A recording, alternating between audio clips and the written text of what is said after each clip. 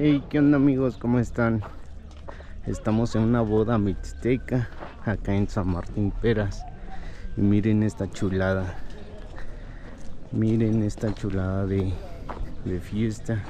Es una mañana de 17 de abril de 2024.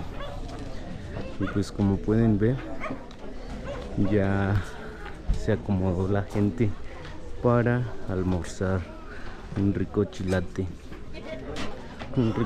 de res.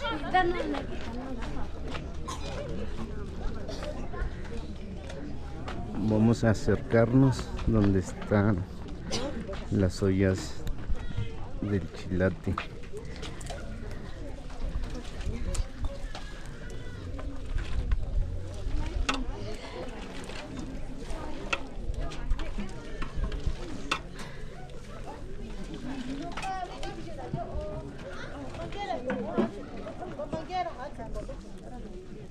Ahí está amigos, muchos conocen el chilate como una de las delicias acá en San Martín Peras.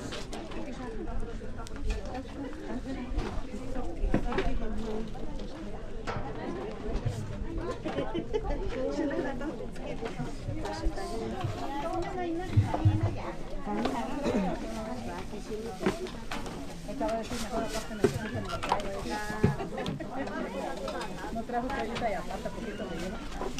Solamente.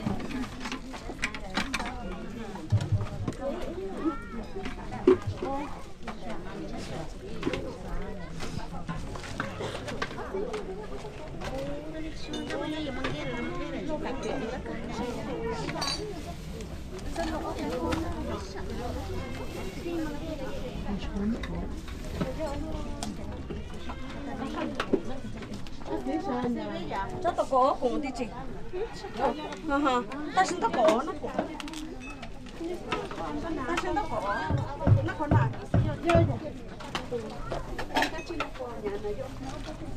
Yo quisiera yo. No con nada, no.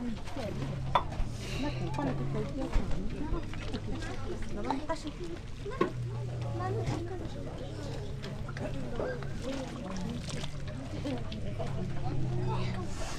Miren esto, qué chulada de fiesta.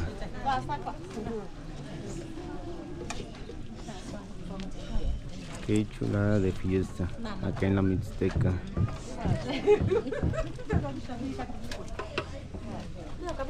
Yo, ahorita con esta.